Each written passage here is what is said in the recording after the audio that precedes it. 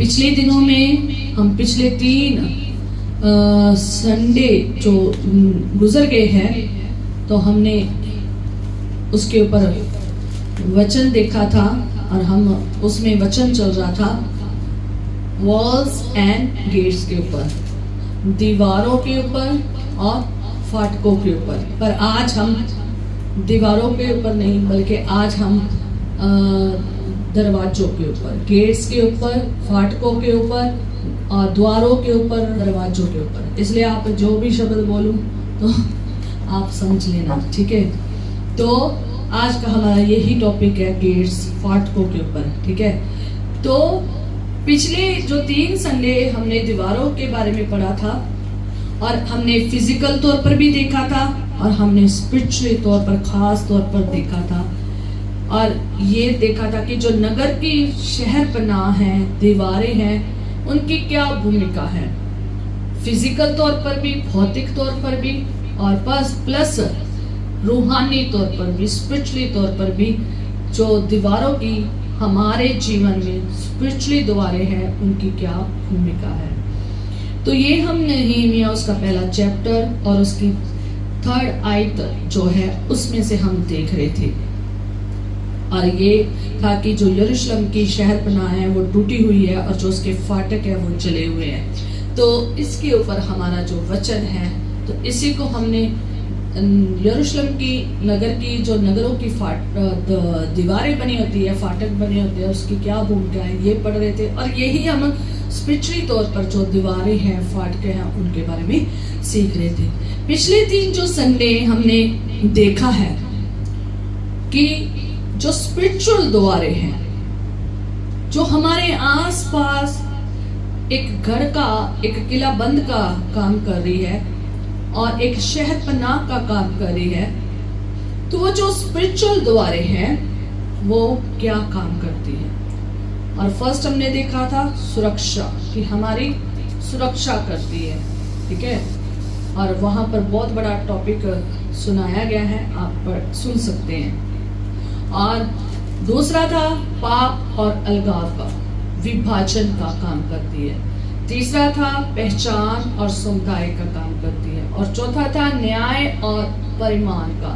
और 5वां था अंतिम समय की आशा। ये हमने टॉपिक जो थे स्पिरिचुअल द्वारों के बारे में पढ़ा था। और ये सारे काम पढ़े थे कि स्पिरिचुअल द्वारा क्या क्या करती है, ठीक है। तो आज का जो वचन है वो है गेट्स के ऊपर, फाटकों के ऊपर, कि फाटक क्या काम करते हैं, ठीक है। फाटकों, द्वारों और दरवाजों की क्या भूमिका है, हालेलुया, क्या भूमिका है और इसका काम क्या है। तो अगर हम इनकी भूमिका देखें, काम देखें, तो ये सुरक्षा का काम करती है। दूसरा शक्ति का काम करती है। तीसरा अधिकार का काम करती है। चौथा न्याय का प्रतीक है, हालेलुया। और द्वारों का जो, फाटकों का जो काम है वो ये है कि अंदर आना और बाहर जाना, किसी को अंदर लेना और किसी को बाहर निकालना या बाहर जाने देना, हालेलुया।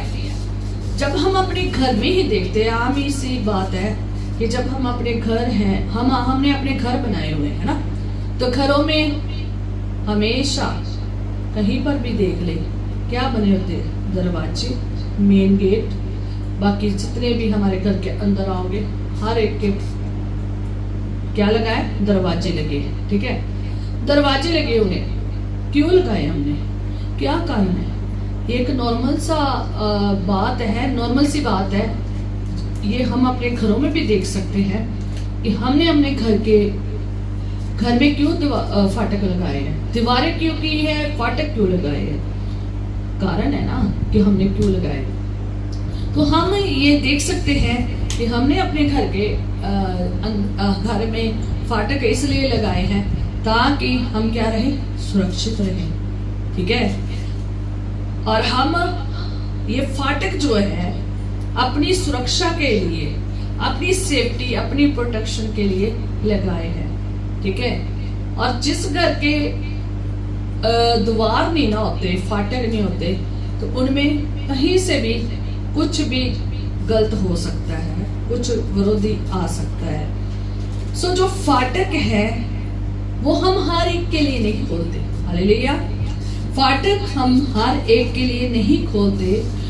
जो फाटक है वो हम अपने, जो द्वार है, दरवाजे हैं, वो हम अपने परिवार के लोगों के लिए, जो हमें जानते, जो हमारे परिवार है, हमारे रिश्तेदार, हमारे जानने वाले, और जो खास हमारे घर कोई काम करने के लिए आते हैं, हम उनके लिए मार्ग, उनके लिए फाटक खोलते हैं। हम अनजान के लिए फाटक नहीं खोलते हैं, अनजान लोगों के लिए फाटक नहीं खोलते हैं। हम देखते हैं कि कोई अनजान पर्सन हमारे घर में आ गया है तो हम उसे पहचानते नहीं है, ना हम उसे जानते हैं, तो हम उससे पहले पूरा पूछते हैं कि आप किससे मिलने आए हैं, आपका क्या काम है, कहाँ से आए, नाम क्या है और किससे मिलना है। हम उससे पूरा क्या लेते हैं, पहले पूछते हैं, वेरवा लेते हैं, पूरा वेरवा लेते हैं, पूछताछ करते हैं। और अगर लगता है कि इसको अंदर आना चाहिए तो हम उसे अंदर आने देते हैं, नहीं तो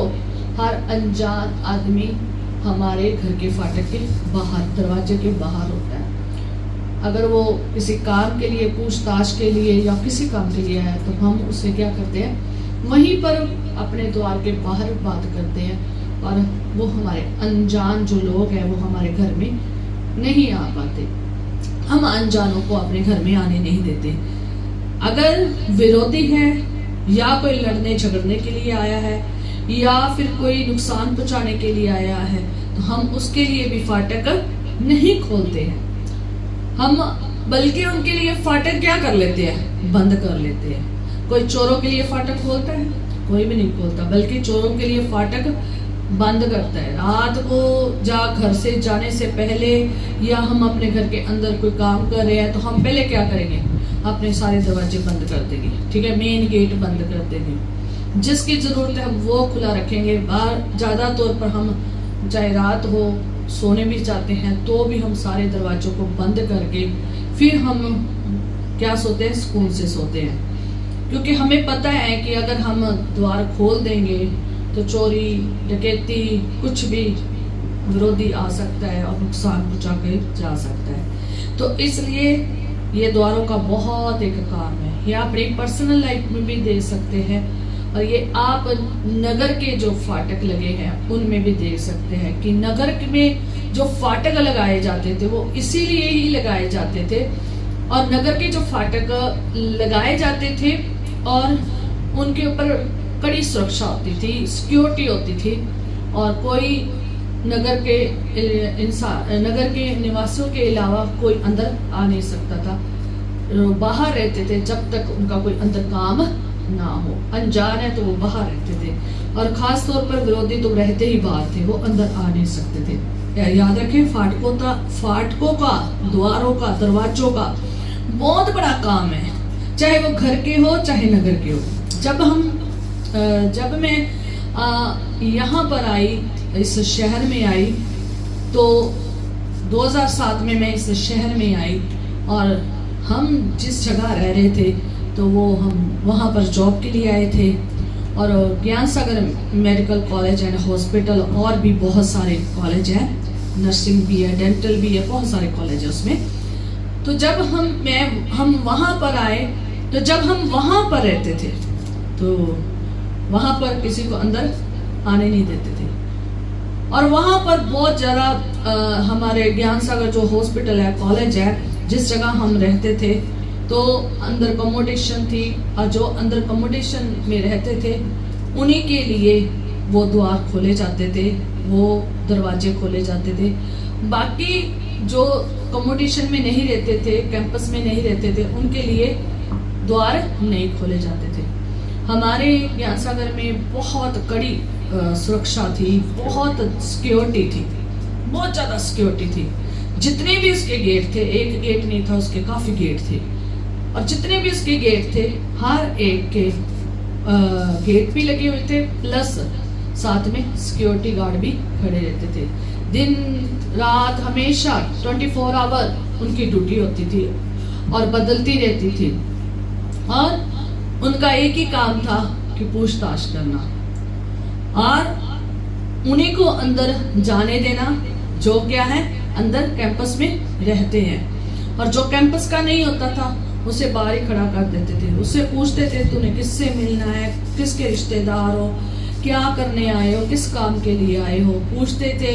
और फिर कॉल आती थी हमें और फिर पूछा जाता था, और अगर हमारे जानने वाले होते तो उन्हें एंटर करने दिया जाता था। और जो हमारे वहाँ पर सिक्योरिटी गार्ड थे वो हम इतने साल उस कैंपस में रहे, वहाँ खुदा की बहुत साल सेवा की। और जब हम वहाँ पर रहते थे तो वहाँ पर सिक्योरिटी गार्ड को हमारी शक्लें याद हो गई थी, हमारी शक्लें, हमारे जीवन साथी बच्चों की, कई रिश्तेदारों की भी शक्लें याद हो गई थी, उनकी गाड़ियों के नंबर भी याद हो गए थे, मोटरसाइकिल के नंबर भी याद हो गए थे, उनको हमारे ब्लॉक के नंबर भी याद हो गए थे, उनको हमारे फ्लोर का पता भी चल गया था कि इस फ्लोर में, इस ब्लॉक में और इस रूम में रह रहे हैं। और उन्हें हमारे कामकाज का भी पता था कि हम काम क्या करते हैं अंदर, उन्हें पता था, सब कुछ पता था। और वो इतनी ज्यादा मतलब भी हमारे बारे में नॉलेज रखते थे।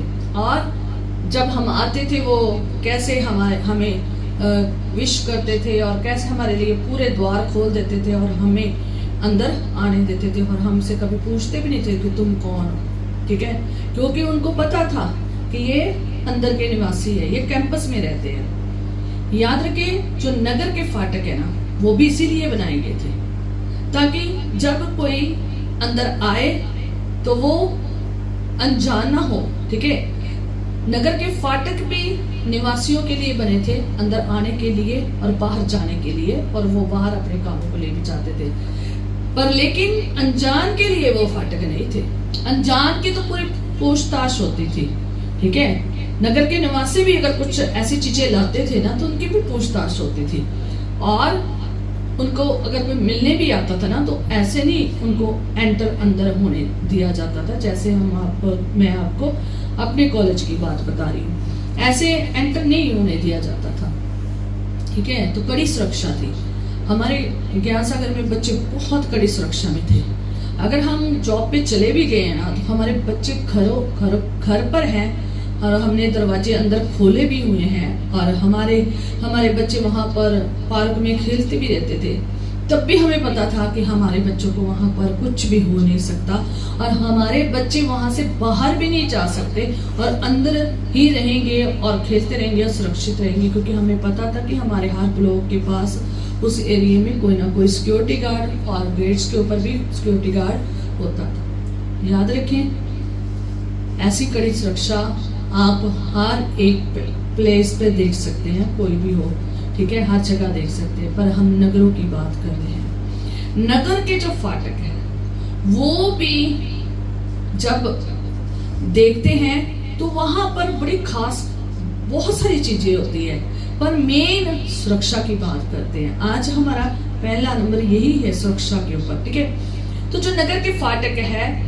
उसके ऊपर भी सिक्योरिटी तैनात होती थी, सिपाही तैनात होते थे और भी लोग तैनात होते थे, और इतनी कड़ी सुरक्षा होती थी। जब मैं अपने बेटे का नीट का एग्जाम दिलाने गई तो वहां पर इतनी टाइट सिक्योरिटी थी, मैं बता नहीं सकती, इतनी ज्यादा टाइट सिक्योरिटी थी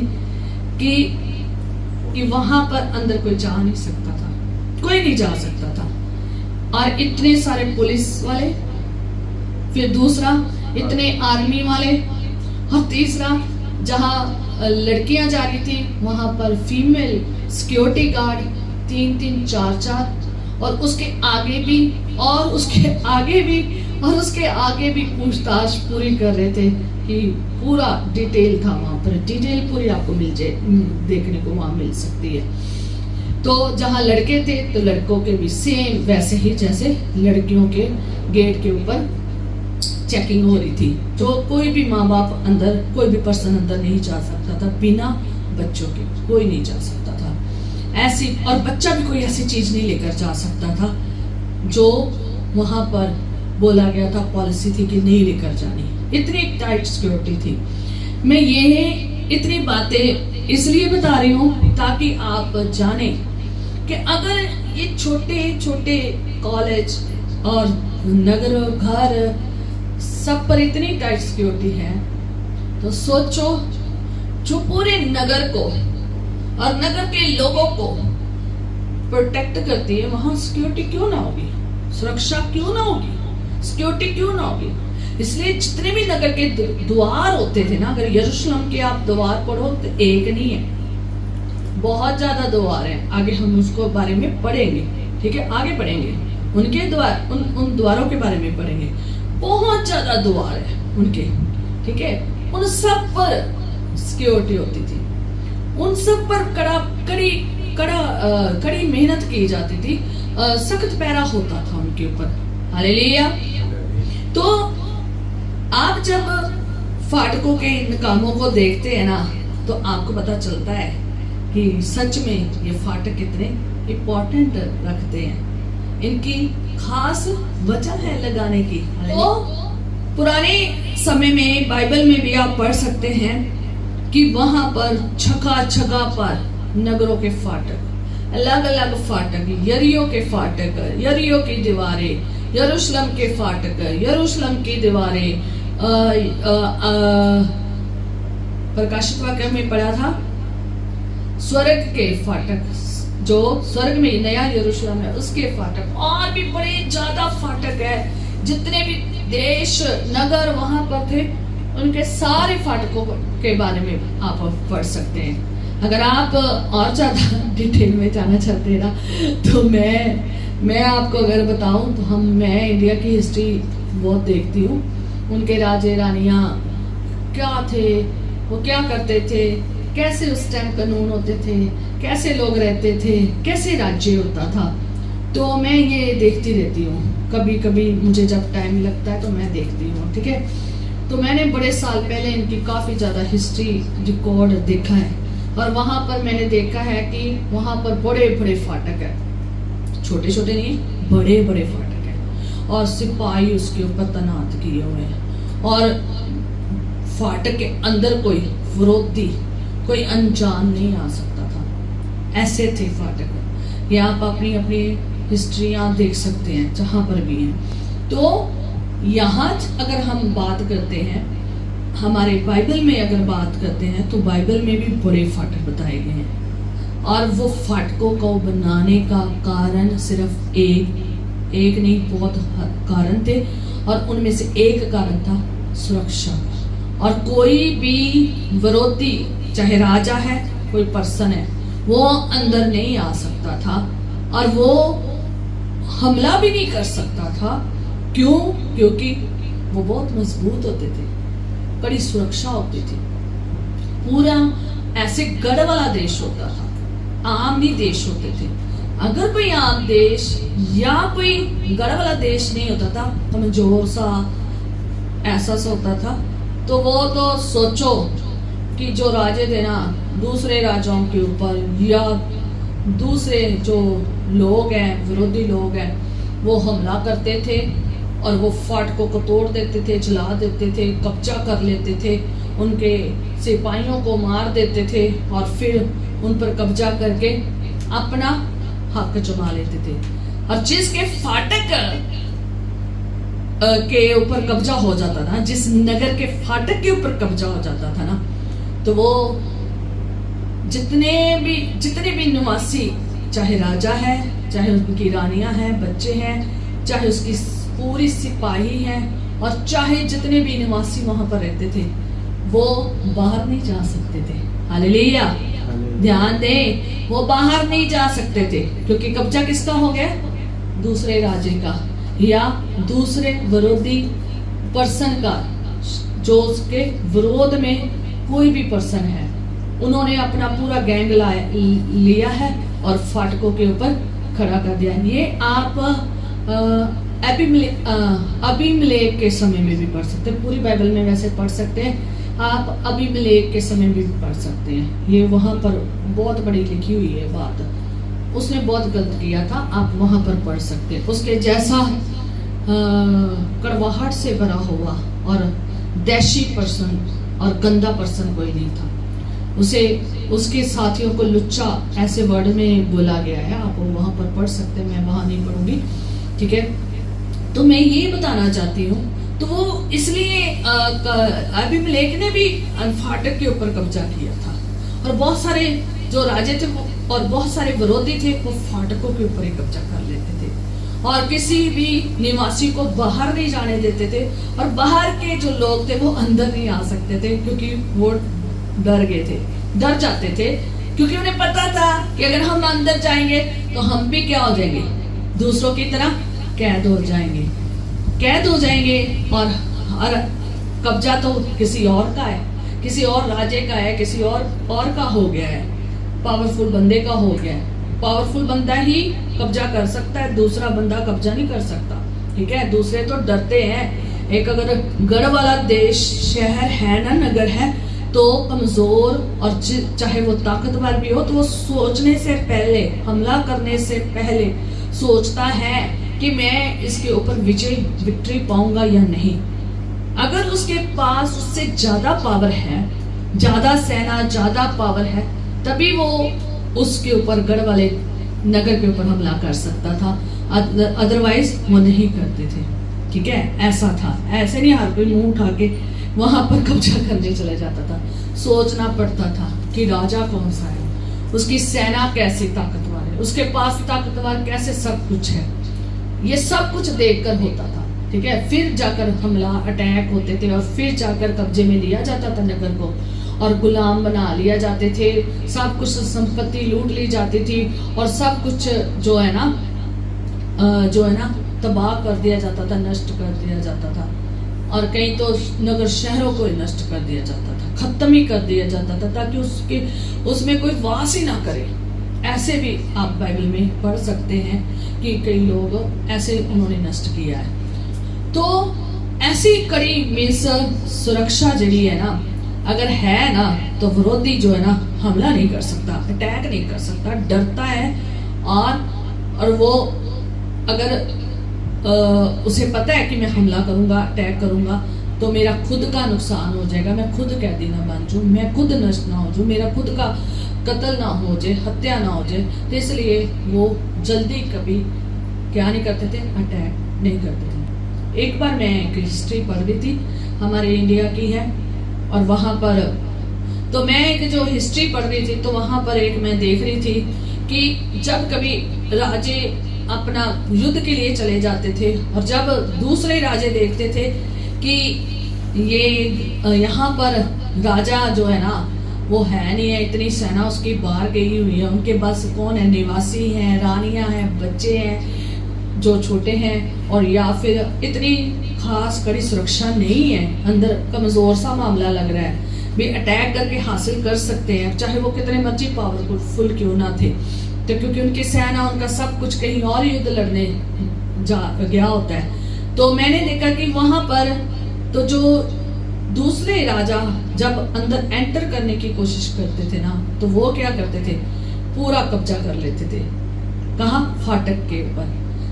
उनके सारे लोगों को जा तो बांध देते थे या नष्ट करके अपने बंदों को तैनात कर देते थे, और जो अंदर लोगों को ना लूटना, मारना, तलवारों के साथ खत्म करना, जो जो आगे आता था उनको क्या करते जाते थे, खत्म करते जाते थे।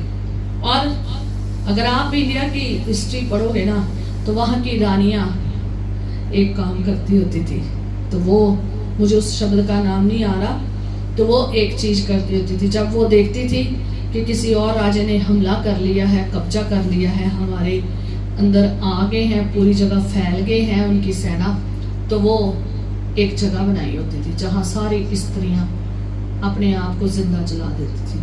उस जगह का मुझे नाम नहीं याद आ रहा, उसे कुछ खास नाम दिया गया, तो वो है हाँ जोहर कर लेती थी। हाँ, तो वो रानियां क्या कर लेती थी, जोहर कर लेती थी, वो अपने आप को जिंदा जला देती थी। पता क्यों?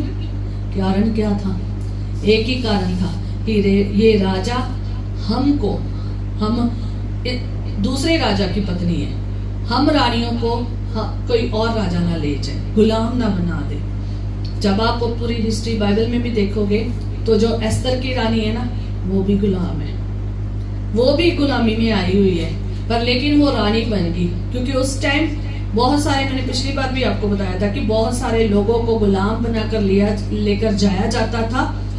उनके नगरों को, जैसे यरूशलेम के नगर को तोड़ दिया और उसके दीवारें फाटक जला दिए, तोड़ दिए, राख कर दिए।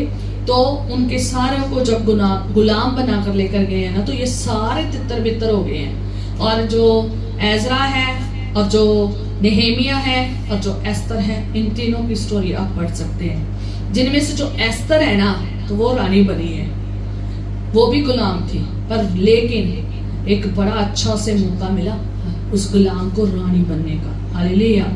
आप देख सकते हैं कि गुलाम कनीजें लाई जाती थी और राजे के आगे रखी जाती थी, और वो रानियां बनाए, कनीज बनाए, दासियां बनाए, जो मर्जी बनाए, वो उसके आप देख सकते हैं। तो जो रानियां थी हमारे इंडिया की थी ना, वो जोहर कर लेती थी, अपने आप को खत्म कर लेती थी, और वो किसी और राजा की एक गुलाम बनकर, एक कनीज बनकर या एक रानी बनकर नहीं जीना चाहती थी, कि वो इतनी वफादार थी, तो वो अपने आप को ऐसे खत्म कर लेती थी। याद रखें, ये वो सब क्यों ऐसा हो जाता है, ये सब कुछ क्यों ऐसा हो जाता है, गुलाम, नष्ट, तबाही, खत्म, कत्लेआम, ये सब क्यों हो जाता है?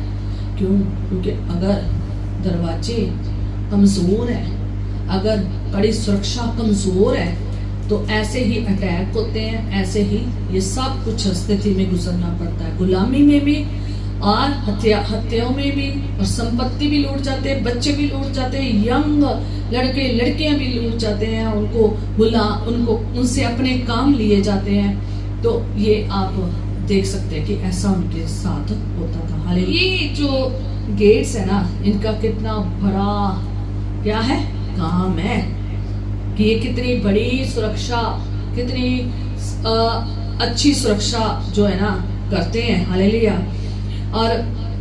और भी अगर पढ़ेंगे तो जितने भी पुराने नियम में, बाइबल में भी पढ़ोगे, तो जितने भी कानून बनते थे, सामाजिक जितने भी काम थे और जितनी भी गतिविधियां थी, ये नगर के जो फाटक थे ना, यहीं पर ही होते थे। हालेलुया। और कोई भी काम की बातचीत करनी, वो जो पुरनी होते थे, बुजुर्ग लोग होते थे, वो नगर के फाटक के पास ही ये सारा कुछ मुकदमे वगैरह बातचीत करते थे। ठीक है। तो ये फाटक का जो नगर में और लोगों के जीवन में होना बहुत ज्यादा क्या है, महत्वपूर्ण है, बहुत ज्यादा जरूरी है। चाहे हमारी स्पिरिचुअल लाइफ है, चाहे हमारा घर है, चाहे हमारा नगर है, और कोई भी क्यों ना कुछ हो, चाहे चर्च, चाहे कलीसिया है, उनमें फिजिकल तौर पर भी फाटकों का होना बहुत जरूरी है, और स्पिरिचुअल तौर पर भी फाटकों का होना बहुत जरूरी है। हालेलुया। हमारी स्पिरिचुअल लाइफ में भी फाटक का होना जरूरी है। अगर हमारी स्पिरिचुअल लाइफ में फाटक नहीं है ना, तो जैसे आप देख सकते हैं, फिजिकल तौर पर विरोधी आता है, हमला करता है, अटैक करता है, और अंदर घुस जाता है और सब कुछ छीन के चला जाता है।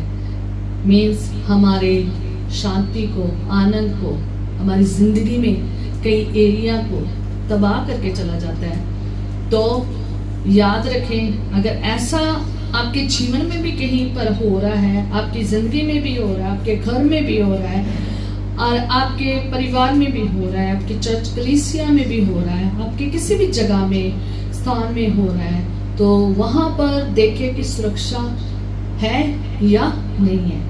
अगर नहीं है तो उसे क्या करें, फाटकों को, उस जगह को मजबूत करें, कड़ी सुरक्षा लाएं। तो जो सुरक्षा है, तो पहला जो हम फाटकों का जो पहला पॉइंट है, तो वो क्या है, सुरक्षा।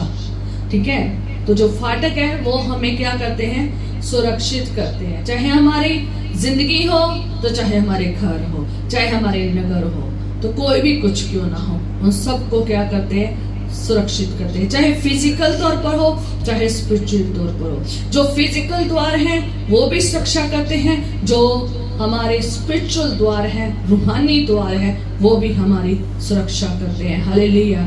इसलिए अपने फाटक हर एक के लिए ना खोले, खास तौर पर अनजान के लिए, विरोधी के लिए, हथियारों के लिए, और जो लड़ने झगड़ने वालों के लिए, और कई चीजों के लिए अपने फाटक ना खोले। हैं। आज हम बहुत सारे फाटक देखेंगे जो हमारे स्पिरिचुअल तौर पर हैं और हम कहाँ कहाँ खोलते हैं, जिसकी वजह से हमारी आशीष लूट जाती है, हमारा सुकून शांति लूट जाता है और हमारी बहुत सारी चीजें जो है ना खत्म हो जाती है। तो हमने वो फाटकों को अपने जीवन में देखना है, ठीक है। तो नगर का जो फाटक है वह खास तौर पर सुरक्षा के लिए है।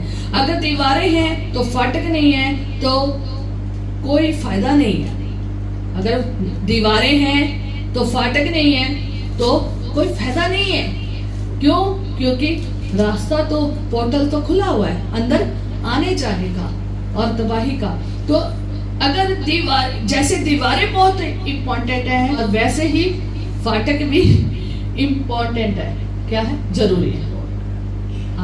दीवारों की बहुत ज्यादा जरूरत है ना, तो वैसे फाटकों की भी बहुत खास जरूरत है, ठीक है। तो फाटक का खास काम यही है कि नगर के लोगों को आसानी में अंदर आने देना और बाहर जाने देना, और बाहर के लोगों को परमिशन की जरूरत है, पर लेकिन नगर के लोगों को परमिशन की जरूरत नहीं है। और जो नगर के लोग हैं तो वो ध्यान रखते हैं और जो नगर के लोगों का पता होता है कि ये हमारे नगर के लोग हैं और उन्हें रोका नहीं जाता, उन्हें टोका नहीं जाता, उन्हें अंदर आने से मना नहीं किया जाता, उन्हें आसानी से अंदर आने दिया जाता है। तो अगर नगर के फाटक मजबूत हैं, अगर नगर के द्वार मजबूत है, कड़ी सुरक्षा है, कड़ी सिक्योरिटी है, तो कोई गलत चीज अंदर कोई इंसान नहीं लेकर आ रहा है, कोई अनजान विरोधी या विरोधी राजा या विरोधी कोई भी पर्सन संगठन नहीं आ रहा है, तो फाटक मजबूत है। अगर फाटक मजबूत है तो ये अंदर नहीं आ सकते हैं, ना कोई विरोधी इंसान आ सकता है, ना कोई गलत चीज भी अंदर नहीं आ सकती है, और ना ही कोई ऐसा हमला करने वाले हथियारे और लूटने और चोरी करने वाले कोई अंदर नहीं आ सकते, ठीक है। तो और जिस नगर के फाटक मजबूत है ना, तो उसके ऊपर जल्दी कोई हमला नहीं करता, ठीक है। लोग डरते हैं क्योंकि उनकी कड़ी सुरक्षा देखकर, और उनसे ज्यादा मजबूत जो है ना होना पड़ेगा अगर उस नगर को हड़पना है, अगर उसके फाटकों को जलाना है और कब्जा करना है, तो उससे ज्यादा मजबूत होना पड़ेगा, फिर अटैक कर सकते हैं, अदरवाइज नहीं कर सकते। अगर नगर के कमजोर फाटक है, मजबूत फाटक नहीं है, तो कड़ी सुरक्षा नहीं है, तो विरोधी हमला करके तोड़ के नगर में घुस जाएगा, सब कुछ नष्ट कर देगा, तबाह कर देगा, चाहे लोग हो, चाहे संपत्ति हो, चाहे जानवर हो, चाहे राजा हो, चाहे कुछ भी वस्तुएं क्यों ना हो, चाहे वो कोई भी चीज क्यों ना हो, सबको तबाह करके चला जाएगा, ठीक है। और कब्जा कर लेगा, अपने हाथ में ले लेगा और फिर अपनी हुकूमत चलाएगा, ठीक है, फिर अपनी हुकूमत चलाएगा। याद रखिए, हमारे रूहानी स्पिरिचुअल फाटक ऐसे मजबूत और कड़ी सुरक्षा चौकसी के साथ होने चाहिए, ताकि जो हमारा विरोधी है, जो हमारे विरोधी लोग हैं, जो हमारे विरोधी शैतान है, वो हमारे ऊपर कब्जा ना कर सके, कब्जा ना कर सके। चाहे जितनी मर्जी वो ताक में रहे, जितनी मर्जी वो गुरगुराए और जो मर्जी हरकतें करे, पर लेकिन वो हमारे ऊपर हमला ना कर सके।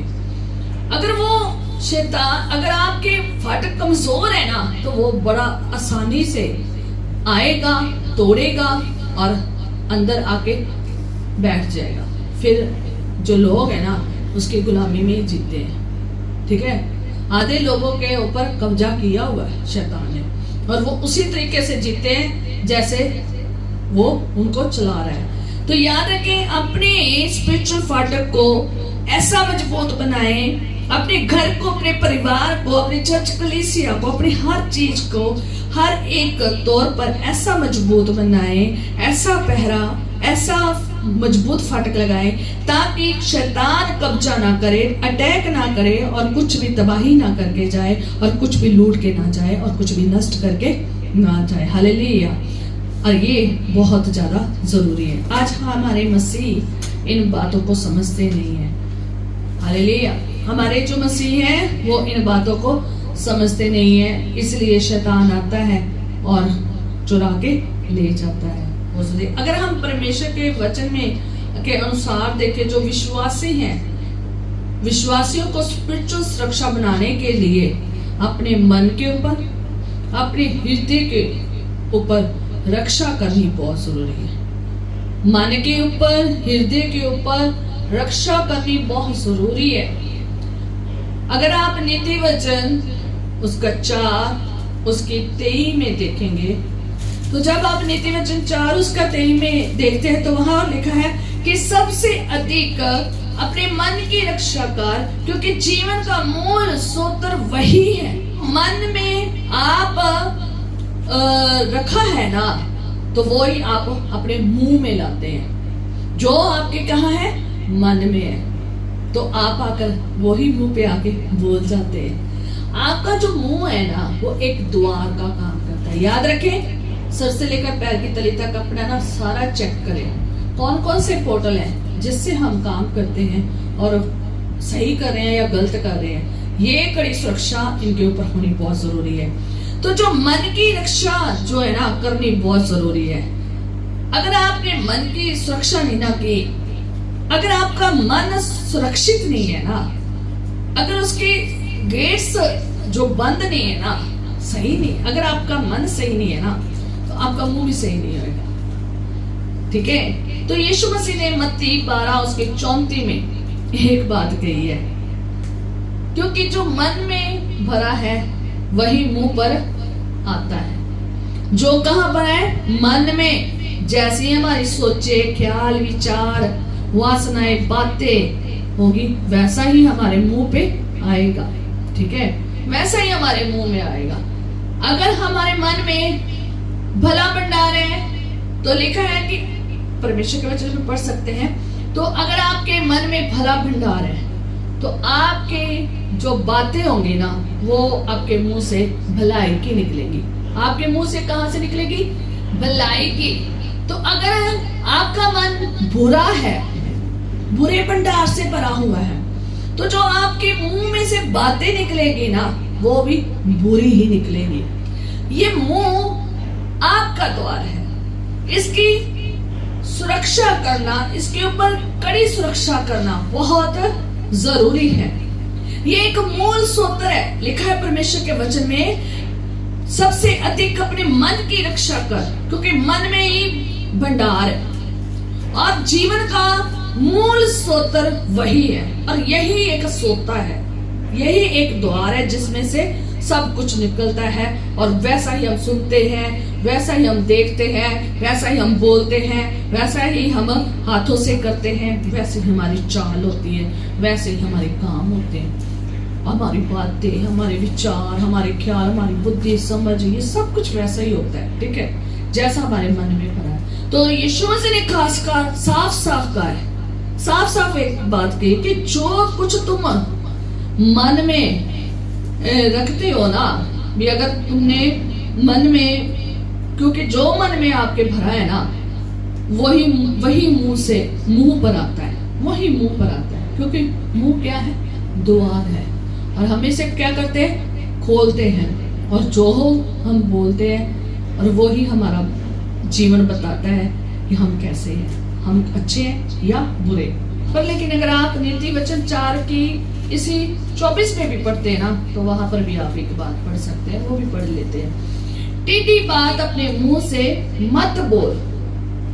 ठीक है, 4 की 23 में क्या लिखा है, सबसे अधिक अपने मन की रक्षा कर, क्योंकि जीवन का मूल स्रोत वही है। आगे 24 आयत में लिखा है, टेढ़ी बात अपने मुंह से मत बोल, और चालबाजी की बातें कहना तुझसे दूर रहे। इसका पूरा हवाला एंड तक पढ़ लेना, पैरों के बारे में भी लिखा है और भी लिखा है। ठीक है, तो यहाँ पर हम मुंह की बात कर रहे हैं, तो मुंह से क्या नहीं बोलना। जब मुंह खोलना है, इस द्वार को खोलना है, तो टेढ़ी बात नहीं बोलनी है, चालबाज बातें नहीं बोलनी है। क्योंकि लोग इतने चालाक हैं, इतने टेढ़े हैं, और इतना बुरे भंडार उनके हैं, वो जब भी आपसे बात करेंगे तो वो आपको अच्छा नहीं देख सकते, वो आपकी भलाइयों को नहीं देख सकते, वो आपको ऊंचाई में नहीं देख सकते, वो आपका अच्छापन देखकर खुश नहीं होते, वो चाहते हैं कि हम टेढ़े हैं, आपको भी टेढ़ा बनाया जाए। हम चालबाज हैं, आप भी चालबाज बने। हम बुरे हैं, आप भी बुरे बने। उनका मुंह जब खुलता है तो वो गलत बातों के लिए खुलता है। जैसी संगति होती है ना, तो वैसी रंगत होती है। इसलिए आप भजन संहिता उसका पहला चैप्टर जब पढ़ते हैं तो खुदावंद ने वहां पर दो ग्रुप बताया, दो मनुष्य के बारे में, धन्य और दुष्ट, दो मनुष्य के बारे में बताया। एक भला एक बुरा, दोनों के बारे में बताया। अब वहां पर देख सकते हैं कि जो धन्य है वो कैसा है और जो बुरा है वो कैसा है, दुष्ट कैसा है, आप वहां पर देख सकते हैं। तो याद रखिए, परमेश्वर का वचन यही सिखाता है कि टेढ़ी बात आपके मुंह में से नहीं होनी चाहिए, बोलनी नहीं है, मत बोलो कहता। और चालबाज बातें भी मत करो, अपनी चालें नहीं चलानी, टेढ़ी टेढ़ी चालें नहीं चलानी, बुरी चालें नहीं चलनी, दूसरों को तबाह करने की चालें नहीं चलनी। याद रखिए, ये बातें चाहे अच्छी है चाहे बुरी है, सबका हिसाब होना है। मलाकी में पढ़ सकते हैं, चाहे गुप्त में है चाहे खुले है, ये सबका हिसाब होना है। इसलिए खुदावंद का परमेश्वर हमें कहता है कि बड़ी चौकसी रखना, चौकसी के बारे में सिखाता है, चौकसी से आने के बारे में। जब हमने परमेश्वर के सामने भी आना है तो अपने मुंह को भी सोच समझ कर खोलना है। फालतू ना बोले, फालतू कोई वाक्य आपका परमेश्वर के सामने नहीं होना चाहिए, बकबक नहीं करना है।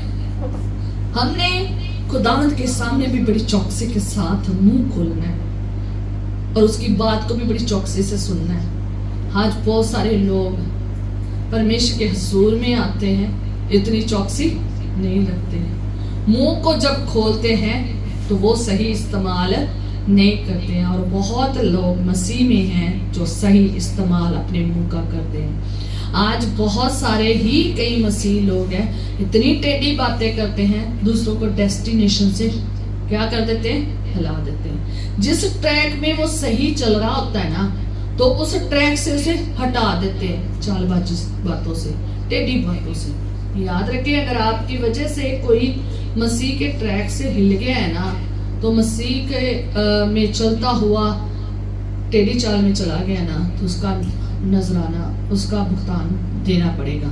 इसलिए हर काम सोच समझ के करें। तो भजन संहिता 141 हमेशा याद रखें। अगर आपका मुंह, जो आपका मुंह का द्वार है, अगर वो सही वर्क नहीं कर रहा है, सही बात नहीं कर रहा है, विश्वरी बातें कर रहा है, और आपका मुंह चुगलियां कर रहा है, आपका मुंह गंदी बातें बोलता है, गालियां निकाल रहा है, गाली गलोच ये सब कर रहा है, परमेश्वर की विरोधता कर रहा है, तो याद रखें, आप बच नहीं सकेंगे। ठीक है, अगर कर रहा है ना, तो आप उसे छोड़ना चाहते हैं, तो आप परमेश्वर से जरूर बात करें। क्योंकि जो दाऊद नबी है ना, तो वो भजन संहिता 141 में परमेश्वर से कहता है यहोवा मेरे मुंह पर पैरा बैठा,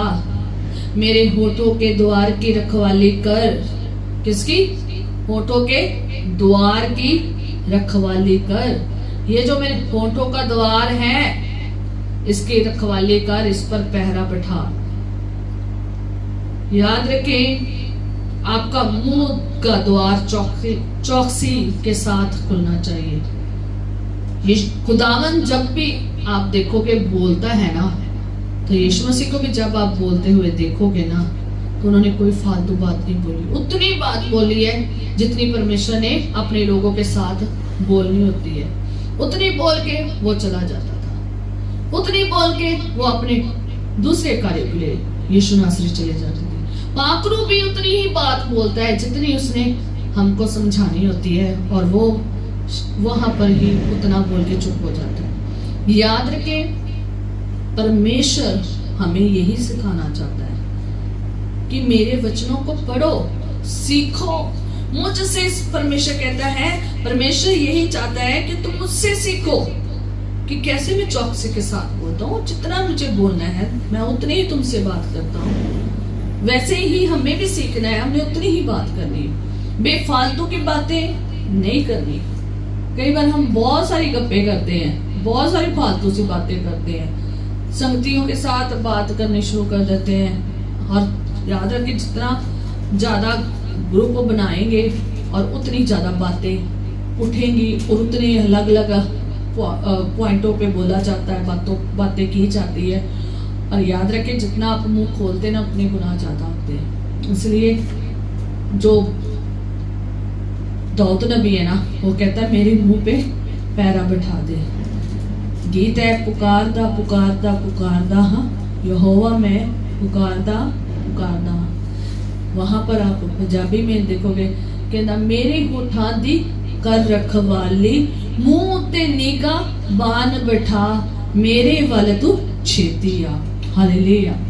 जल्दी आप परमेश्वर से ये बातें करें कि खुदावन मेरे मुंह, मेरे होंठ, मेरा गला एक खुली हुई कब्र के समान है। जब भी वो खुलता है बदबू ही, जैसे किसमें बदबू आती है, कब्र में पड़े हुए मुर्दे में आती है, वैसे ही गंदी बातें मेरे मुंह में से आती है, वैसे ही मेरे होंठ गलत बातें बोलते हैं, चीकनी चौपड़ी बातें लड़के लड़कियां और अन्य लोग करते हैं और लोगों को तबाह करके चले जाते हैं। अगर आपके मुंह के द्वार पर चौकसी है ना, कड़ी सुरक्षा है ना, कड़ा पहरा लगा हुआ है ना, सिक्योरिटी लगी है, तो आप कभी भी मुंह में से बुरी बात नहीं निकालोगे। क्यों? क्योंकि आपके अंदर अच्छी बात है। अगर आपके मन में अच्छी बातें हैं, भंडार है, आप अच्छी बातें निकालेंगे। अगर आप किसी संगति में बैठ भी गए हैं बुरी में, अगर आपका सामना भी कहीं ऐसे हो गया है विरोधी के साथ, आपसे लड़ने आ रहा है, झगड़ने आ रहा है, ठा ठा ठा ठा ठा अपने मुंह में से निकाल रहा है हथियार, लड़ाइयों के, झगड़ों के, बुरी गाली गलौज के, बुरी बातें, टेढ़ी विष भरी बातें और क्रोध की बातें कर रहा है, चालबाजी बातें कर रहा है, तो जैसी मर्जी वो करे, आपके मुंह पर अगर कड़ी सुरक्षा है ना, तो कड़ी पहरा सिक्योरिटी लगी है ना, तो होठों पर रखवाली खुदावंद की है ना, तो मुंह पर परमेश्वर का पहरा लगा है ना, तो आप अपना मुंह क्या रखेंगे?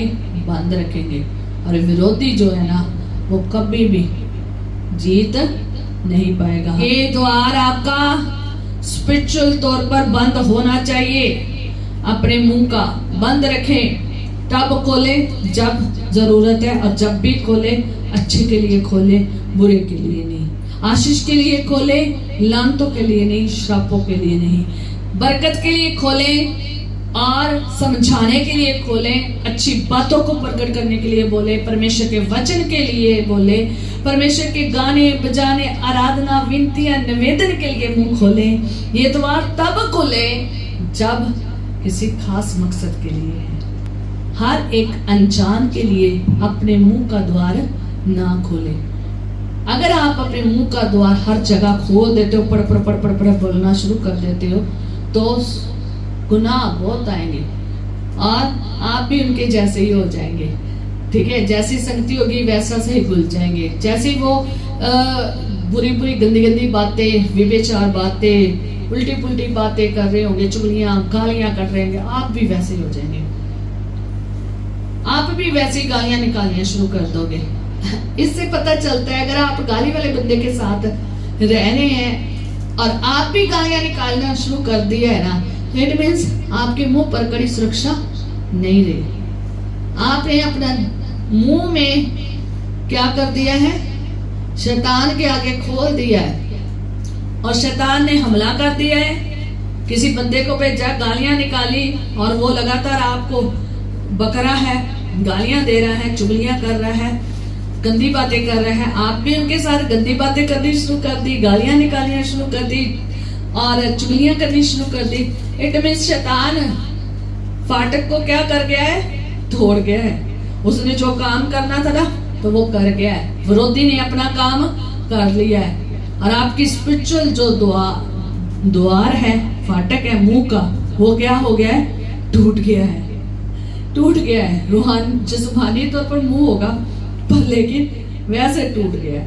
याद रखें, ये काम होने ना दे, अपने मुंह पर पहरा बैठा। ठीक है। दूसरा, आंखों के ऊपर, कानों के ऊपर, होठों के ऊपर ये जो फाटक होना बहुत जरूरी है। आंखों में दृष्टि जैसी करोगे ना, जैसे आपकी दृष्टि होगी ना, जैसा आपका मन होगा वैसे आपकी दृष्टि होगी, वैसे ही आपका द्वार खुलेगा। तो अगर तूने किसी को कुदृष्टि से देख लिया है, मीन्स बुरी दृष्टि से देख लिया है ना औरत को, तो आपने अपने मन में क्या कर दिया है? गुनाह कर दिया है। आज बहुत सारे लोग दूसरों को बड़ी गंदी निगाह से देखते हैं और मन में ही गुनाह कर रहे हैं। उन्होंने व्यभिचार मन में ही कर लिया। कहता तुमने क्या कर लिया है? व्यभिचार कर लिया है। ठीक है। आज बहुत सारे लोग ऐसे ही व्यभिचार कर रहे हैं। वो किसी के साथ नहीं जा रहे बल्कि मन में ही व्यभिचार कर रहे हैं। ठीक है। तो आंखों का जो द्वार है, हम आंखें खोलते हैं, जरा खोले अपनी आंखें, बंद करके खोले, खुलती है ना द्वार की तरह। हालेलुया। तो ये जो आंखों का जो द्वार है ना, ये भी बंद होना चाहिए। ये घमंडी आंखें नहीं होनी चाहिए, बुरी आंखें नहीं होनी चाहिए, बंद आंखें भी नहीं होनी चाहिए, स्पिरिचुअल तौर पर बंद भी नहीं होनी चाहिए, स्पिरिचुअल तौर पर अंधी आंखें भी नहीं होनी चाहिए, और स्पिरिचुअल तौर पर जो आंखें हैं ना वो मूंदी नहीं होनी चाहिए, क्योंकि परमेश्वर के वचन में लिखा है। और स्पिरिचुअल तौर पर ये खुली होनी चाहिए, पर लेकिन शैतान की तरफ से, शैतान को अंदर ना आने देने के लिए बंद होनी चाहिए। शैतान के लिए बंद, परमेश्वर के लिए खुली, परमेश्वर के वचन के लिए खुली होनी चाहिए। आंखें जो देखती है, कान जो सुनते हैं, मैं इकट्ठा बता रही हूँ आंखों का और कानों का द्वार, और भी सारे द्वार आप देख सकते हैं। जैसे ही आपके अब मन में बातें होगी, बुरी बातें होगी, तो वैसे ही आप सुनेंगे चिकनी चौपड़ी बातें, और वैसे ही आप देखेंगे ना लड़के लड़कियों को चिकनी चिकनी बातें करते हैं, है ना। आए तो मुझे बड़ा सुना लगता है ना। लड़कियां क्या कहती हैं? हाय मुझे बड़ा प्यारा लग रहा है, अरे तेरी आंखें कितनी सुंदर है, तू स्मार्ट बहुत है ना। और लड़के लड़कियां को कहते हैं हाँ तू बड़ी सुंदर है ना। पता नहीं क्या क्या सी बातें करते रहते हैं ना। ठीक है। तो ऐसी चिकनी चौपड़ी जो औरतें, जो लड़के लड़कियां बातें करते हैं ना, तो जरा चौकस रहे, ऐसी बातों को सुने बिना। अगर सुनोगे तो अगर आपका द्वार कानों का खुल गया, आप तो फिर कहेंगे मजे से सुनेंगे, अच्छा और क्या सोचते हैं और क्या सोचती है, जरा बताएं। फिर आप उसमें क्या लेने शुरू कर देंगे? मजा, है ना, मनोरंजन, पसंद आएंगे, वाह मेरे लिए ऐसे। और कई लोग भी ऐसे हैं जो ऐसी चिकनी चौपड़ी बातें करते हैं, क्योंकि उन्होंने आपके दिल में घुसना होता है, उन्होंने आपके दिल में एंटर करना होता है। एंटर करके उन्होंने आपकी सुकून और शांति को, आपकी बरकत को खोना होता है। याद रखें, ऐसे लोगों से भी, ऐसे लड़के लड़कियों से भी, ऐसे मनुष्य से दूर रहें, क्योंकि ये शैतान की ओर से भेजे जाते हैं ताकि आप बुरा देखें, बुरा सुने, बुरा बोलें, बुरा करें। और जितने भी पोर्टल खुले हैं और भी आप देख सकते हैं, कईयों का मैं नहीं नाम ले सकती, आप खुद सोचे, जहाँ से भी व्यभिचार होता है तो वो पोर्टल खुले हुए हैं। ठीक है। तो वो सारे पोर्टल बंद होने चाहिए ताकि शैतान किसी भी तरीके से अगर हमला करे तो मैं उसे ना खोलूं। अगर शैतान जब मेरे हर पोर्टल पर हमला करे तो मैं उसे ना खोलूं, और मैं किसी तरीके से और किसी भी द्वार को ना खोलूं और कहीं गुनाह में ना चला जाऊं, कहीं बुराई में ना चले जाऊं, कहीं परमेश्वर से दूर ना हो जाऊं। आज लोगों ने सारे सर से लेकर पैर की तली तक पोर्टल ही पोर्टल खोले हुए हैं।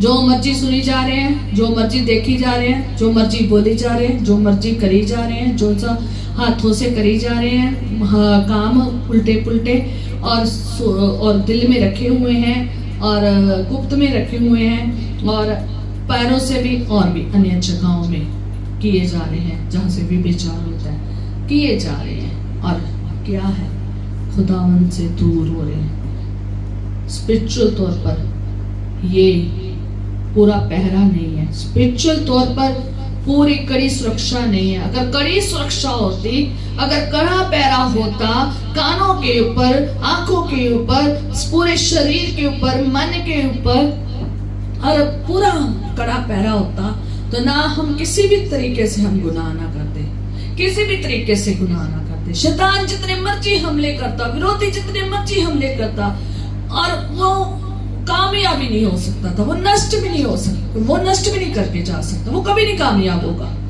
क्यों? क्योंकि आपने पूरी मजबूती के साथ, आपने चौकसी के साथ कड़ी सुरक्षा सिक्योरिटी लगाई हुई है, कड़ी सुरक्षा में। वो नहीं आपका कुछ भी किसी भी रास्ते में नहीं आ सकेगा, और कहीं से भी गुनाह, कहीं से भी नष्ट, कहीं से भी खत्म नहीं करके जा सकेगा।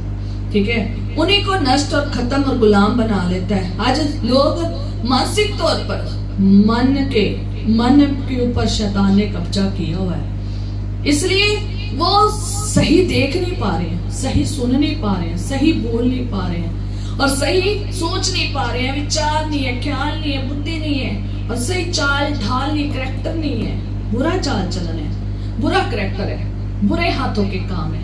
इसलिए क्योंकि उनके ऊपर कड़ी सुरक्षा नहीं थी, वो मजबूत नहीं थे, उन्होंने रूहानी फाटक शैतान के लिए बंद नहीं किए थे।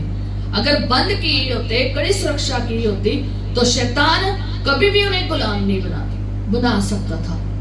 आज गुलाम है दुनिया, जो गलत कर रहे हैं ना, बुराई काम कर, दुष्ट काम करे, गलत काम करे, वो गुलाम है, अभिलाषाओं में है, संसारिक शारीरिक और आंखों की, वो गुलाम है। और शैतान उनसे वही करा रहा है जैसा वो चाह रहा है, वो राज्य कर रहा है, उसने अपना राज्य उनके मनों में, उनके जीवन के ऊपर क्या कर दिया है? कब्जा कर दिया है, और दिन ब दिन वो खत्म हो जाते हैं, खत्म हो जा रहे हैं, नाश हो जा रहे हैं। अगर ऐसा आपके मुंह के ऊपर, आंखों कानों के ऊपर, दिल मन और कहीं पर भी शैतान ने अगर इन्हीं में कब्जा कर लिया है ना, तो खुदावन की तरफ देखे, दुहाई दे, जैसे नहमीया ने दी है, विलाप करे, गिड़गिड़ाए, दुहाई दे, और रोजे रखे, देखे, हर सर से लेकर पैर की तली तक सारा शैतान का कब्जा, राज्य खत्म हो जाएगा।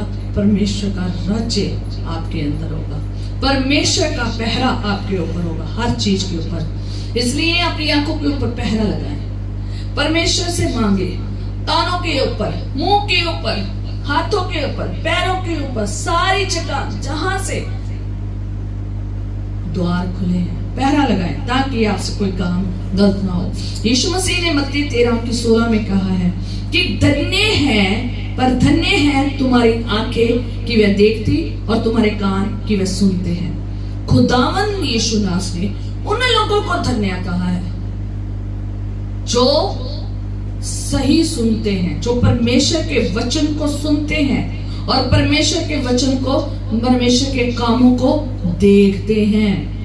ठीक है, उन्होंने अपनी बॉडी के जितने भी द्वार हैं, जितने भी काम हैं, वो सारे समझ के साथ और पूरे तरीके से स्पिरिचुअली तौर पर क्या कर रहे हैं? चल रहे हैं। स्पिरिचुअली तौर पर वो चल रहे हैं। उनका बोलना, उनका चलना, उनका उठना, उनका बैठना, उनका सुनना, उनका देखना बड़ा चौकसी से वो सही से इस्तेमाल कर रहे हैं। इसलिए उनसे गुनाह नहीं होते, और इसलिए वो जल्दी गुनाह में नहीं जाते, बहुत कम गुनाह में जाते हैं। और शैतान बहुत अटैक करता है, बहुत अटैक करता है। याद रखिए, शैतान बार बार अटैक करता रहता है, बहुत बार बार अटैक करता रहता है, बार बार लड़के को लड़कियों से, लड़कों को लड़कियों के साथ बार बार भेजता रहता है, जा जा जा। जैसे शमशून के समय में, शमशून के समय में क्या हुआ था कि बार बार वो दलीला उसके जीवन में आ रही थी,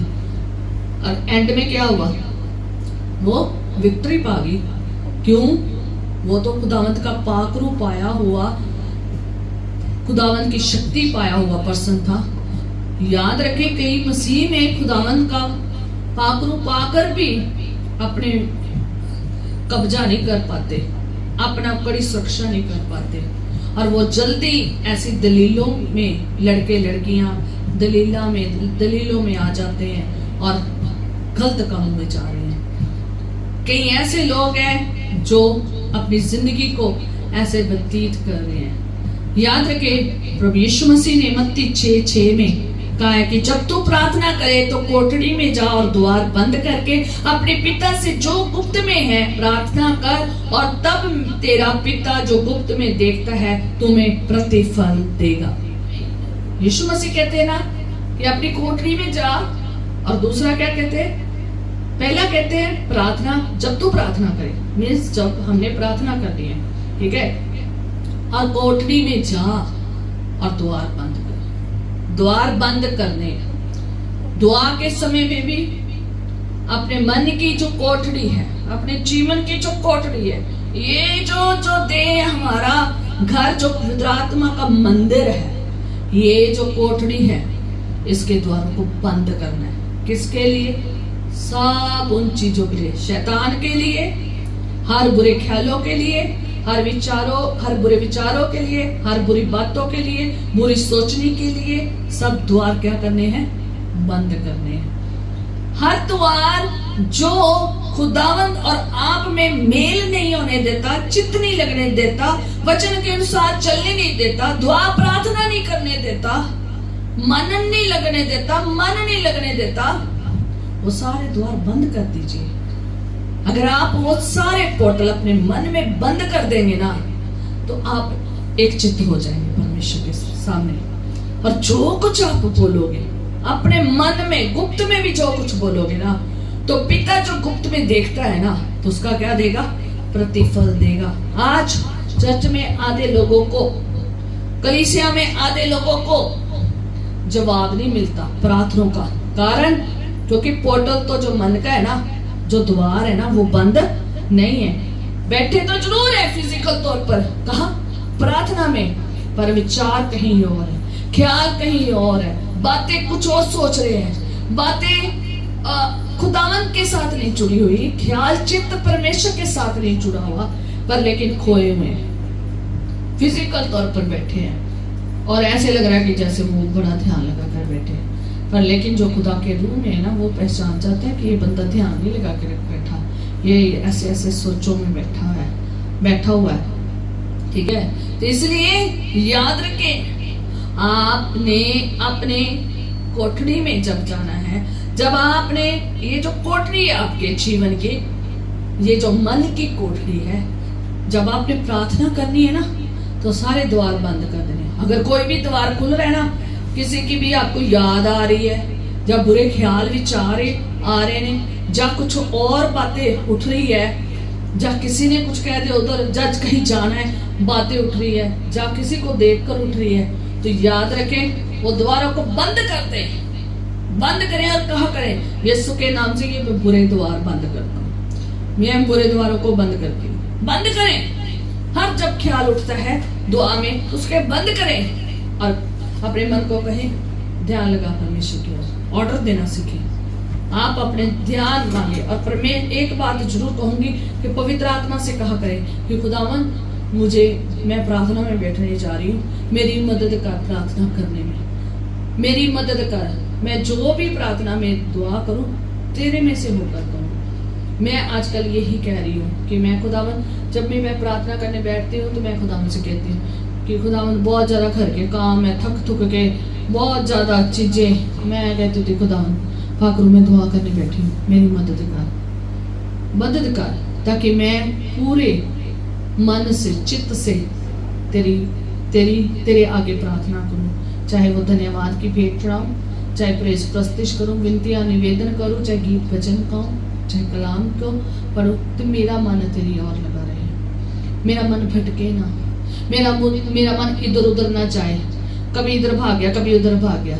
इसलिए परमेश्वर का वचन जब आप वचन संहिता में हम पढ़ा है तो वहां पढ़ेंगे तो कहता ना दाहिनी ओर जाना, ना बाईनी ओर जाना, ना पीछे जाना, अपने मार्गों को सीधा रखो, सीधा जाओ, अपनी आंखें सीधी लगाओ परमेश्वर के ऊपर, इधर उधर नहीं लगानी, ठीक है। तो इसलिए ये सारे द्वार आपने अगर अपने होठों के, मुंह के ऊपर, कानों के ऊपर, हाथों के, पाँव के और कड़ी सुरक्षा रखी है ना, फाटक अच्छे से बंद किए है ना, तो शैतान इन्हें इस्तेमाल नहीं कर सकता, आपके होठों का इस्तेमाल नहीं कर सकता, वो आके पैरा नहीं बैठ सकता, वो आके वहां पर कब्जा नहीं कर सकता, और वो आकर आपके किसी चीज पर कब्जा, अगर आपके मन के ऊपर शैतान का कब्जा हो गया, उसकी बातों का कब्जा हो गया ना, फिर आप वही देखोगे जो वो दिखाएगा। फिर आप गंदी फिल्में देखोगे, गंदी वीडियो देखोगे, गंदी गंदी चीजों को देखने की चाहत रखोगे, गंदा सुनने की, ऐसी चौपड़ी गंदी बातों को सुनने की चाहत रखोगे, गाने, फिल्मी गाने जो लुभाते हैं लोगों को, उनकी तरफ जाओगे। आपके कदम भी उतर जाएंगे, आपके हाथ भी वही काम करेंगे, आपका शरीर वही काम करेगा, आपका दिल भी वही चाहत रखेगा, आपके मन के ख्याल विचार सब कुछ वैसे हो गया, आपकी बुद्धि समझ सब कुछ वैसा होगा, आप वैसा ही करैक्टर में चलेंगे, वैसा ही नेचर होगा, आपका सब कुछ वैसा होगा। पर यही आपने शैतान के लिए बंद कर दिए ना, उसको घुसने नहीं ना दिया, उसको एंटर नहीं ना होने दिया, आपने अच्छे से कड़ी चौकसी के साथ मजबूत सुरक्षा की हुई है ना, उसे शैतान के लिए खोला नहीं ना। चाहे जितने मर्जी लोग आके आपको तरह तरह की बातें, चिकनी चौपड़ी बातें क्यों ना कर गई हो, तरह तरह की कुछ भी क्यों ना कर गई हो, मुझे स्पेशल खुदा ने दिया है क्योंकि यंग बच्चे हैं, यंग बच्चे संसार में घूम रहे हैं, इसलिए उनके चौकसी की बड़ी ज्यादा जरूरत है, ये द्वारों को बंद रखने की बहुत जरूरत है। दूर से देख ले दलीला आ रही है, याद रखे लड़कों, दूर से देख ले दलीला आ रही है। शमशून नहीं पहचान पाया, मसा था, शक्ति थी उसके पास, और उसने नहीं सुनी, ना उसने अपने माँ बाप की सुनी और ना उसने खुदावंद के पाखरू की सुनी, इसलिए वो इसलिए उसका ऐसा हाल हुआ था, और इसलिए वो दलीला के कब्जे में आ गया। याद रखिए लड़कों, दलीला आएंगी कब्जा करने के लिए, शमशून जैसा हाल ना हो, ऐसे नहीं बनना, ठीक है। आपने अपने ऊपर चौकसी रखनी है, चाहे लड़के हो, चाहे लड़कियां, चाहे आदमी हो, चाहे औरत हो, चाहे कुछ भी चीज क्यों ना हो, आंखें हो, कान हो, नाक हो, मुंह हो, पैर, हाथ, जो भी हो, आपने कड़ी सुरक्षा रखनी है। अगर आपने कड़ी सुरक्षा रखी, मजबूत पैरा लगाया है और खुदा से आपने मांगी है सुरक्षा, आपने उसे खोला नहीं है, मजबूती है, तो शैतान जितना मर्जी आए जाए, चाहे लड़के के रूप में, लड़की के रूप में, चाहे गालियां निकालने वाले के रूप में, चाहे लड़ने झगड़ने वालों के रूप में, चाहे वो कड़वाहट पैदा करने वाले के रूप में, चाहे वो कुछ चलाने के रूप में, आपका सुकून शांति, चाहे आपको गंदा मुंह बनाने के लिए, गंदी फिल्में दिखाने के लिए, चाहे आपके मन में गंद भरने के लिए, जितना मर्जी आ जाए, आप नहीं खोलेंगे, क्योंकि आप मजबूत है, बुद्धिमान है। आपने अपने घर को बुद्धिमान बनाया, आपकी कोठरी आपने जो रखी है ना, बुद्धिमान तरीके से द्वारों को बंद किया है। किसके लिए? उन लोगों के लिए, दुष्ट लोगों के लिए, बुरे लोगों के लिए, शैतान के लिए। और वो कभी भी आपको खत्म नहीं कर सकता, कब्जा नहीं कर सकता, गुलामी नहीं कर सकता, नष्ट नहीं कर सकता। आप वैसा नहीं चलेंगे, आप परमेश्वर में चलेंगे। हालेलुया। लास्ट में मैं यही कहना चाहती हूँ कि आप धन्य हैं। परमेश्वर की व्यवस्था के ऊपर, वचन के ऊपर, वाणी पर ध्यान दें, उसी को सुने, उसी को देखें। स्पिरिचुअल आंखें परमेश्वर से मांगे, स्पिरिचुअल पैर परमेश्वर से मांगे, स्पिरिचुअल कान परमेश्वर से मांगे, स्पिरिचुअल मुंह परमेश्वर से मांगे, स्पिरिचुअल माइंड परमेश्वर से मांगे, हर स्पिरिचुअल चीज परमेश्वर से मांगे। पहरा मांगे, होठों के द्वार पर पहरा मांगे, रखवाली मांगे, सुरक्षा मांगे, परमेश्वर करेगा। उसने हमारे लिए कड़ी सुरक्षा तैयार की है, वो हमारी रक्षा करता है। तो आप विक्ट्री ही पाएंगे। आपका जो मसीह सफर है वो विक्ट्री में जाएगा, ठीक है। तो बहुत सारे लोग आपके मसीह में भी और मसीह से बाहर भी आपको आपके डेस्टिनेशन से हटाने के लिए आएंगे, पर लेकिन आपने हटना नहीं है। जब आप पौलुस रसूल को देखते हैं तो पौलुस रसूल की आंखें खुल गई। अगर आपकी आंखें मसीह में क्रिश्चियन बनकर, मसीह में आकर आंखें खुली नहीं है ना, वो स्पिरिचुअल बातों को देख नहीं ना पा रही, वो स्पिरिचुअल जो बात परमेश्वर हमसे कर रहा है, सुन नहीं ना पा रही, स्पिरिचुअल कैरेक्टर नहीं ना बन पा रहा, स्पिरिचुअल नेचर नहीं ना बन पा रहा, स्पिरिचुअल तौर पर चल नहीं ना पा रहे हैं, तो याद रखें पॉलस सूल को देख रहे हैं।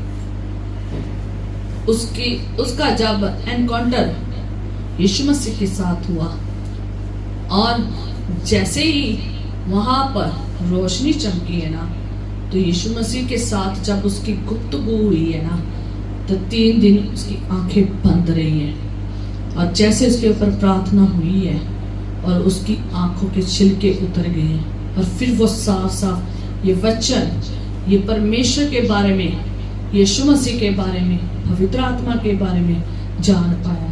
उसने वो बातें लिख दी जो अद्भुत थी। आप सबसे ज्यादा किताबें नए नियम में उसकी ही है, हालेलुया, पत्रियां उसकी हैं, सबसे ज्यादा उसने लिखी है। सोचो ये प्रकाशन कहां से आया? ये परमेश्वर देता है। आप परमेश्वर से मांगे कि मेरी स्पिरिचुअल आंखें बना, जैसे तूने पौलुस की आंखों को खोला वैसे मेरी आंखों को खोल, वैसे मेरे मन को वचन से भर दे ताकि मैं तुझ में स्पिरिचुअल तौर पर चल सकूं। दूसरा, जो चेले थे, चेलों की आंखों को भी परमेश्वर ने, यीशु मसीह ने खोल दिया ताकि वो पवित्र शास्त्र की बातों को समझ सके। आप भी परमेश्वर से मांगे। अगर आपको पवित्र शास्त्र की बात समझ नहीं आ रही, आपको समझ नहीं आ रहा कि मैंने कैसे बोलना है, देखना है और कैसा बनना है, तो आप परमेश्वर से मांगे। वो आपके अक्ल को खोलेगा, वो बुद्धि का आत्मा देगा, ज्ञान का आत्मा देगा, समझ का देगा, और वो तुम्हारी आंखों को खोलेगा, वो तुम्हारे मन को खोलेगा। आप पवित्र शास्त्र की बातों को समझ पाएंगे। याद रखे, उस दिन से वो समझ पाए हैं खुदा की बातों को। पहले वो सुनते थे, देखते थे, सब कुछ, बहुत कुछ उन्होंने यीशु मसीह के साथ 3.5 साल देखा है, सुना है पर लेकिन फिर भी कमजोर, अविश्वासी और संपूर्ण तौर पर खुदा के कलाम को नहीं समझ पा रहे थे, भविष्यवाणियों को नहीं समझ पा रहे थे। जिस दिन से यीशु मसीह ने उनकी आंखों को खोल दिया, वो पवित्र शास्त्र की बातों को समझ पाए। आप भी परमेश्वर से यही प्रार्थना करें, अपने वो द्वार सारे बंद कर दीजिए, सुरक्षित रखें और कड़ी सुरक्षा रखें ताकि शैतान आपके ऊपर, आपके परिवार, घर, चर्च, कलीसिया के ऊपर, आपकी जिंदगी के ऊपर कोई भी कब्जा ना कर सके, कोई गुलामी ना कर सके, कोई दबाव ना कर सके, कोई हत्या ना कर सके, कोई चोरी ना कर सके, कोई डकैती ना कर सके, कोई नष्ट ना कर सके और कोई भी पतन ना हो सके। इसलिए हम प्रार्थना करेंगे और